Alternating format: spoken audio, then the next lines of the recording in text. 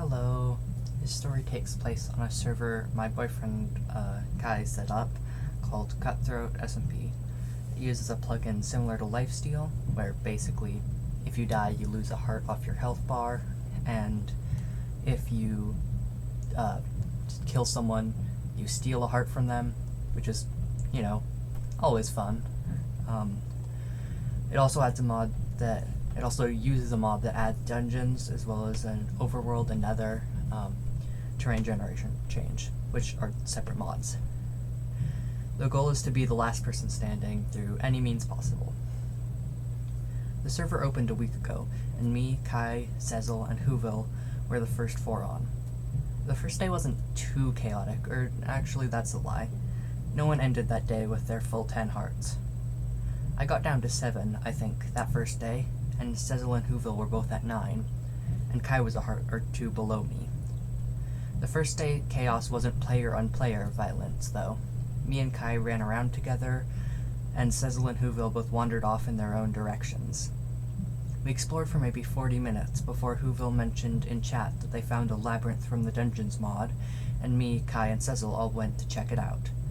Me and Kai were still on our way there when Sezel was slain by zombie appeared in chat, and it turned out the labyrinth was home to 4 or 5 full diamond baby zombies, each armed with a diamond axe. Who thought that was a good idea? We looted the labyrinth and continued wandering. We found a village that Sezel had decided to settle at and asked him if he had any enchanted books. He said no, and I said that we'd come back later. With that, we continued on. At some point, Estelle logged on, and he ended up at odds with Kai, who is out for blood. Me and Kai both died at spawn to mobs while hunting him, and he snatched our things and ran. This meant war, and Whoville had already offered Estelle shelter, which meant that they were drawn into it as well. The second day of the server, Kai found a place for us to settle, and brought me there when I could finally get on. We made a cool spruce house, and I say we, but it was really just him, and settled there for a few days. Kai, while exploring, found Whoville's base, and we went to wait there for them. We made the mistake of telling them in chat that we were there, and they decided very quickly to not go back to their base. We stole their skeleton skull, their friend Edgar, the same entity by the way, and went home. A bit later, me and Whoville made a trade.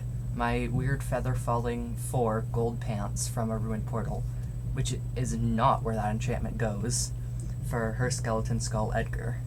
But that piece couldn't last, because after me, Kai, and Whoville went exploring, we brought her back to our base and said goodbye.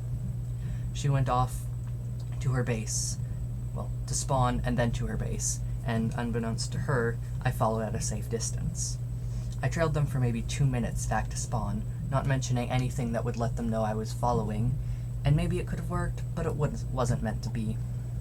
When we slept the night, they saw me across the river and spooked hard, hightailing it in the opposite direction as fast as they could. I didn't notice this and continued to spawn. They mentioned seeing me once they were a couple 100 blocks away, and at this point I made up a lie about going to light up spawn. I'm not completely sure if they bought it, but since I'd lost them, I just lit up spawn anyway, so they would have no reason to doubt my story. I searched for 20 or 30 more minutes, but I'd completely lost them. Me and Kai moved from our base, worrying that Whoville might do something nefarious now that she knew the location of our base, and brought our things with us. I don't remember exactly when, but we explored more and ended up finding a pillager railway that contained enchanted fruit, a red apple and a sweet berry, which both restored us to full health. A few days ago, as of this recording, Whoville and Estelle were exploring a deep dark, and they both died to a warden they summoned. Whoville was back at spawn, but Estelle was still thousands of blocks away, her stuff slowly despawning and trapped underground. I offered to help, and while I'm most likely the best fighter on this server, I've gained a reputation for being reasonable where Kai just wants to kill. I traveled the few thousand blocks to where Estelle was stuck underground, found them, and brought them back to the surface. I gave them some food and some iron for armor before traveling with them back to more inhabited lands. See, that's where it got interesting. I still wanted to find their base, and I had someone in half iron and 4 hearts at my side. So I went with them for 5 or 10 minutes, and when they said I could just drop them off at the ocean and head my own way, I instead got on their boat. That lasted a minute or two before they asked where they could drop me off. And that's the thing, isn't it? I asked them, so what can you actually do to get rid of me? I told him that either he could bring me to his base, or I could just follow him until he gave up. I followed him for an hour and a half as he led me in circles, maybe more. At one point, Kai showed up to intimidate Estelle further, but a miscommunication in chords caused him to end up far away again. Something had to give, and it wasn't going to be me. I started to get pushier. If Estelle didn't show me the base, I'd kill her, and as she was at 4 hearts, that was a serious threat. Huville started to negotiate, asking me if I'd leave Estelle alone if he brought me to the base, asking me if I'd leave all their stuff alone. I said yes. All I wanted was the location of their base. They caved. Estelle led me to the base, which happened to be the same place as before, just hidden. It was very clever, really, hiding the bunker in plain sight. Who would live right by a compromised location? I went home, satisfied with knowing the location of their base. The next few days were tame. Kai did an ungodly amount of grinding and ended up getting enough netherite for us both to have full armor, and also made a pretty nice villager setup that allowed us to get maxed out gear. We made our house nicer. Things happened. It was pretty chill.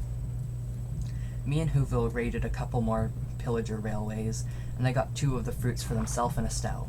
I got 2 for me and Kai, and at this point we were both at 12 hearts, with 1 enchanted fruit sitting in my ender chest for emergencies. We did a raid at the railway, and I got 2 totems from it. Nothing much has happened yet, really. I'm on the hunt, though. I just keep being too far away from people to kill them, and then when I get too close, they end up logging off. I don't even mention that I'm gonna kill them. It just happens. It sucks. But, it's fine. It's only been a week. There's time.